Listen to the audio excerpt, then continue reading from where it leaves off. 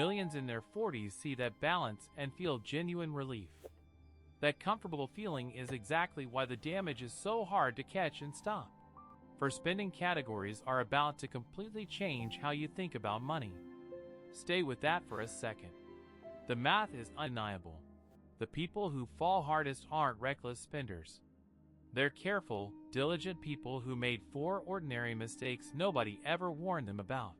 They track their spending, file taxes on time, believe they're doing everything right, and still arrive at 65 running dangerously short. Federal Reserve data tells a clear story. Households earning $75,000 to $120,000 a year, a solid income, save less than 5 cents of every dollar. Not because they're struggling, but because of where the other 95 cents quietly goes. The median retirement savings for Americans aged 55 to 64 is just $134,000. At modest expenses, that covers roughly 4 to 5 years, then it's completely gone. That's the finish line most American households are currently on pace to cross. Standard explanations blame low income or lack of willpower. Both miss the real issue.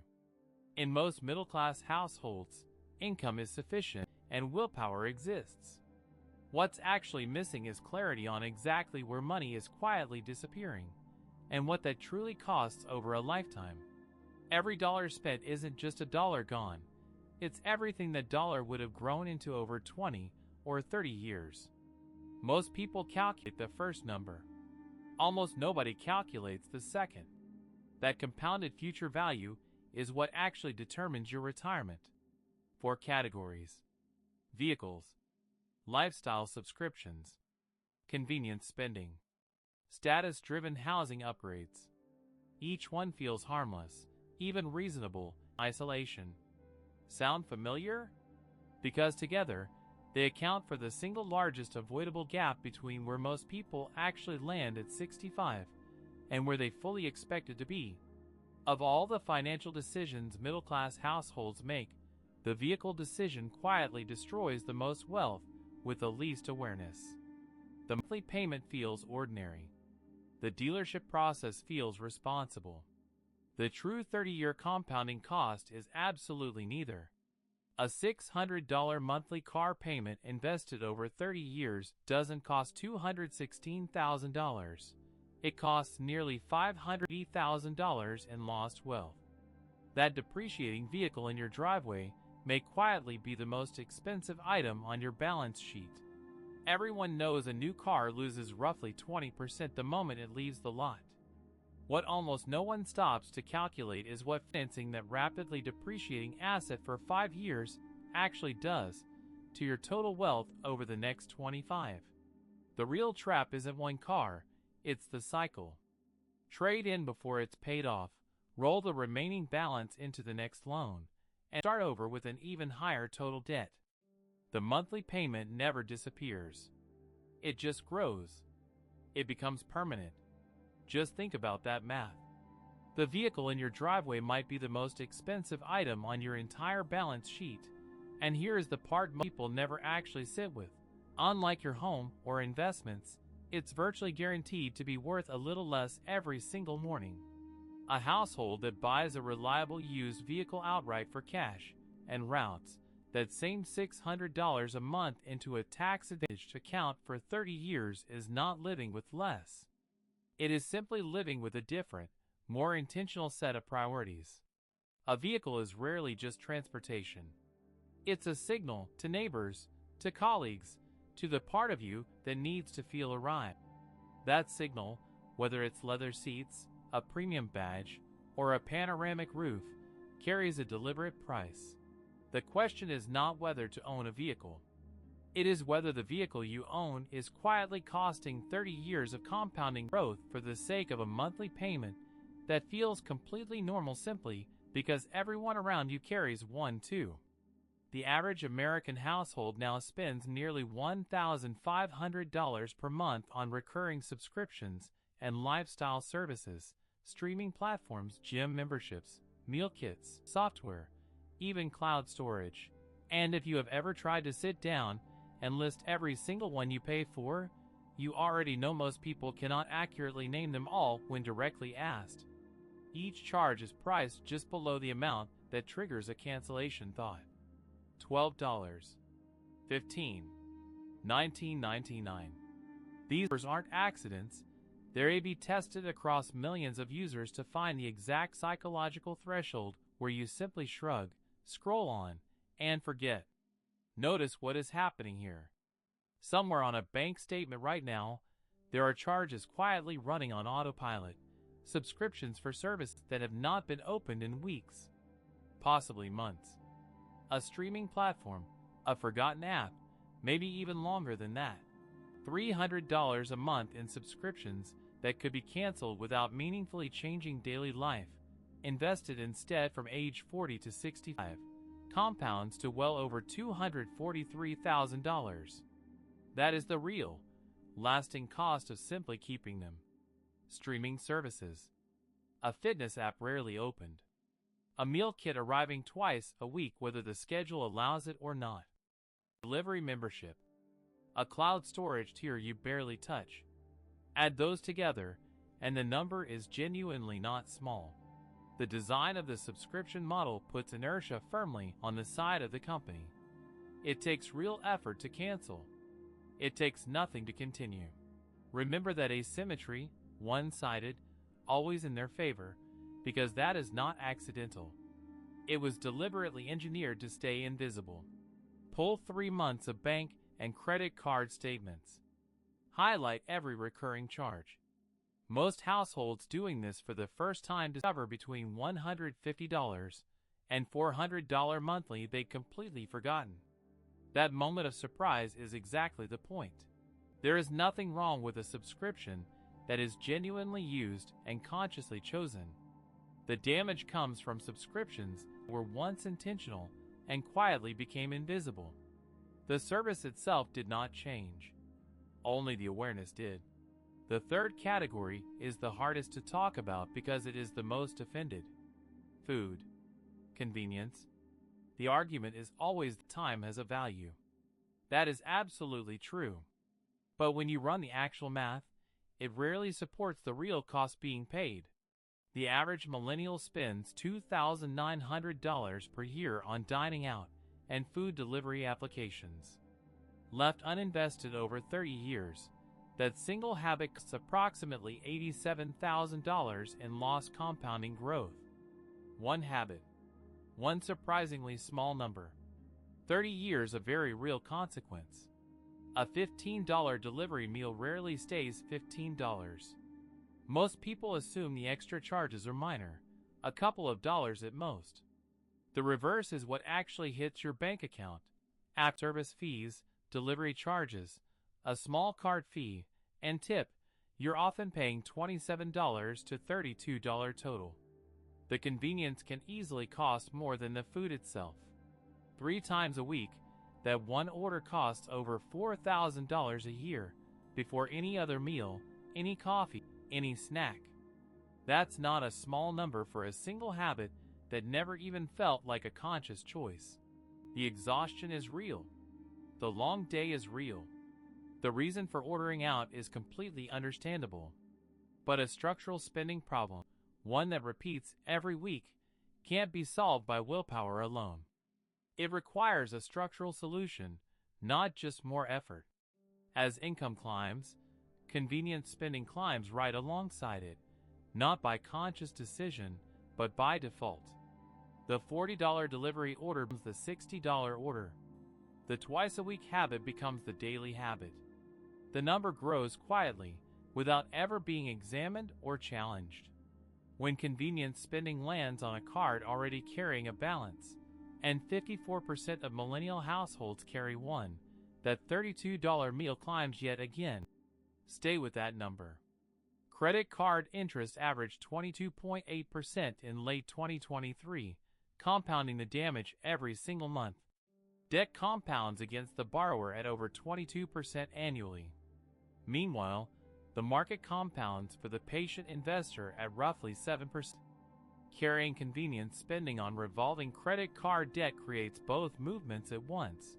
running in opposite directions simultaneously. A household cutting food delivery and restaurant spending by just $300 a month, not to zero, simply $300 less, and redirecting that to retirement is making a quiet decision worth hundreds of thousands over a lifetime. The fourth category is the largest single-line item in most household budgets, and the one most resistant to scrutiny. Home is not just shelter. For most people, it is the central symbol, the most visible proof of having made it. Most homeowners count the house as an asset on a mental balance sheet. The equity portion genuinely is an asset. But have you ever actually added up property taxes, insurance, maintenance, HOA fees, and 30 years of mortgage interest together? Because those numbers tell a very different story about true total cost of ownership. The move-up buyer pattern even has its own industry term. Each upgrade resets the amortization clock to year one, where paying are mostly interest, not equity. Moving up every 7 years means repeatedly paying the most expensive years of every loan. Most move-up homes have a guest bedroom used fewer than 10 nights a year, and a formal dining room entered maybe twice. Both rooms carry real monthly costs, mortgage, taxes, heating, for space that sits empty almost every single day. A $200 per month increase in housing costs from a slightly larger home, a fancier zip code, or a higher property tax district costs $240,000 over 30 years at 7% compounding. That is not the house. That is only the upgrade. Pause for a moment. Think carefully about the decision behind your current mortgage payment. Was it a genuine housing need that drove it, or was it something else entirely? Here is where it gets uncomfortable. Was it a number that felt like proof of something worth proving to yourself or others? Renovation spending follows the same logic as the move-up purchase. The kitchen that needs updating. The bathroom that looks dated. Each project feels like a smart investment. But most renovations return only 60 to 70 cents on the dollar when you sell. The question isn't whether to own. For most households, ownership makes structural sense. The real question is whether the home was sized for actual living, or for the version of yourself that needed to impress. That distinction is worth millions. All four categories share one trait. The amount spent isn't determined by need. It's determined by what signals a certain kind of self, a certain status, taste, or belonging. That's the mechanism. And that's exactly what makes it so difficult to change. Combined across all four categories, the gap between what most middle-class households spend and what they could have invested is not a small number. For most households, when you run the full math, it comfortably exceeds $1 million in lost lifetime compounding. This does not happen to people who ignore money. It happens to people who track their spending, file taxes on time, and genuinely feel in control of their finances. And if you have ever felt that quiet pride of finally having your financial life together, you know exactly why that is the uncomfortable part. Stop and really think about that for a second. The payment that feels normal is normal for your social circle. Everyone at the same income level shares the same car payment, subscriptions, delivery habits. That constant mutual comparison makes recurring costs invisible, almost impossible to question. Read that line again. The spending feels reasonable because it matches what people around you are spending. But those same neighbors and co-workers you're keeping pace with, they're also arriving at 65 with just $134,000 saved. You're mirroring a broken benchmark. 28% of Americans between 45 and 55 have already crossed $250,000 in retirement savings. What they share is not necessarily higher income. It is a fundamentally different relationship with four specific spending and saving categories, and those differences are surprisingly learnable. Income solves the problem only if the spending structure changes alongside it. Write down that number, your current savings rate, because most households that earn more simply spend more on the same four categories at a higher price point with a bigger car payment. That savings rate stays perfectly flat. A household earning $80,000 and saving 4% moves to $105,000. The car gets upgraded. The subscription stack grows. The housing search restarts at a higher budget. 18 months later, the bank balance looks different, but the savings rate is still 4%. The single intervention that consistently breaks this pattern is not willpower or discipline. It is sequencing. When the retirement contribution is automated and deducted before discretionary spending even begins, lifestyle inflation simply has no opportunity to absorb those income increases. 5% of a $90,000 income, $375 per month, invested consistently from age 40 to 65 produces approximately $305,000. The median retirement saver at 65 holds just $134,000. One disciplined habit, sustained over decades. That is the difference 5% makes. A $375 pre-tax contribution to a 401k by someone in the 22% bracket costs roughly $292 in actual after-tax spending. Most people assume they're giving up the full $375, but the reverse is true. The government is effectively funding part of the difference for you, which makes that redirect a lot cheaper than it looks. There is no single decision that solves this. There is a direction. Every purchase inside these four categories either narrows the retirement gap or widens it. That direction, sustained consistently over 30 years, becomes the retirement itself. Sit with that idea. Not the size of any single purchase, the direction of the 1,000 small ones. That direction, held consistently over 20 or 30 years, quietly compounds into the retirement account waiting at the end. Between 40 and 50, most households reach their highest earning years. Children finish school. The mortgage is partway paid. This should be the decade of maximum savings acceleration. For most, it becomes maximum lifestyle expansion instead.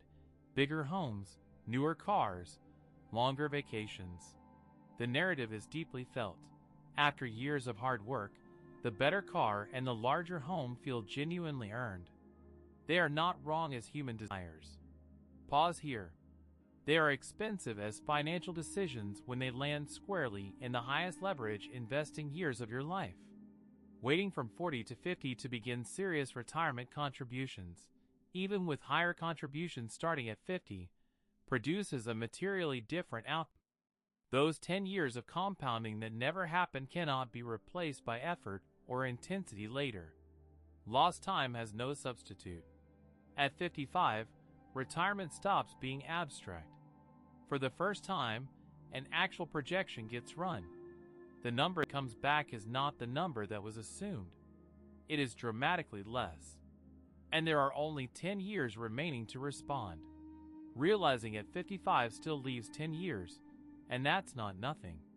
Redirecting vehicle, subscription, convenience, and housing costs into maximum retirement contributions over that final decade consistently produces a surprisingly larger number by 65 than most people expect. After 50, the IRS allows higher retirement contributions for exactly this scenario. A 401k catch-up adds $8,000 of extra room per year. Sound familiar? Have access to something genuinely useful and just never getting around to it.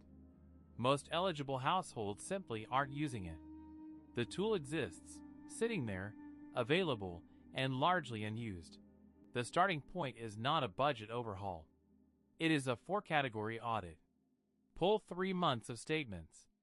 Isolate vehicle costs, subscriptions, convenience spending, and housing upgrade costs. Write down the actual number for each. No estimates, no rounding, no guessing. The number that comes out of that audit is almost always higher than expected. That surprise is the most important moment in the entire process. It is not a moment for guilt or shame. It is a moment for decision. These are not moral failures. They are financial patterns with financial consequences. The audit names those consequences clearly: late fees, compounding interest, missed opportunities, eroding savings. What happens next is a choice, made with full information now, not partial or incomplete information. None of these patterns are permanent. They are not character. And here is the part most people miss. They are habits that formed without full information in an environment specifically designed to encourage them. With full information and a genuine structural change, they shift. They respond. They can dissolve entirely. After understanding what is actually happening in these four categories, the monthly statement does not look the same anymore. Each recurring charge now carries a second number beside it, the compounded version of what that charge truly costs over time. The person who does the audit names the number and redirects even a portion of these four categories toward a retirement account is not a different kind of person. They simply made one deliberate decision armed with better information than most people ever actually have. Once the compounding number is attached to a recurring charge, it cannot be detached. The delivery order, the car payment, the subscription renewal, each one now carries a second, invisible price tag. That awareness, once it lands, is the shift. The 65-year-old version of this household is being built right now, by today's payments, today's subscriptions, today's contributions or lack of them. If you have ever looked at a monthly statement and felt quiet unease, like time is moving faster than your plan is, you already understand what's at stake. That future isn't fixed, but the window to shape it meaningfully is finite, and it's already open. Let that sink in. The version of retirement being built right now is the one that will actually arrive. Not a projection, not a hope. The real result of the real decisions being made in the real months directly ahead of you. One action. Pull 3 months of statements. Find your 4 categories. Add up the actual number. Do not adjust it, soften it, or explain it to yourself yet. Just find the number. That is the entire task for this week. Most people who watch this will agree with the math. Fewer will actually pull the statements. Fewer still will change a single payment. The compounding runs regardless of which group anyone lands in, silently, automatically, every month, including for the person watching right now. If you are between 45 and 60, this is not a distant warning. The math on these 4 categories matters right now, in this specific window. The leverage years are not coming somewhere ahead. They are already here. These 4 categories reach further than the savings account. When retirement funds run short, Social Security claiming decisions become strained. Claiming early at 62 to compensate for undersaving is one of the most expensive long-term choices a household can make. Undersaving creates a retirement gap, and that gap pressures people to claim Social Security at 62 instead of waiting until 67 or 70. Claiming early permanently cuts monthly benefits by 30% or more. All 4 spending categories can quietly start that chain. Hear that, really hear it. The car payment at 38 does not only cost retirement savings. It may cost years of higher Social Security income, too. The financial chain is always longer than most people ever stop to trace. The same compounding framework applies to Social Security timing, tax bracket management, and sequence of returns risk. Those are the next critical layers of this exact question. This channel examines each one systematically, with the same rigorous, numbers-first method you saw here today. Of the 4 categories, one probably hit closer to home than the others. The vehicles, the subscriptions, the convenience spending, the housing upgrade. Name it in the comments below, for yourself just as much as for anyone else watching. There is one decision most people make at the worst possible time with the least information: when to claim Social Security. The difference between claiming at 62 versus waiting until 70 can exceed $200,000 in lifetime income. That single number deserves its own careful examination.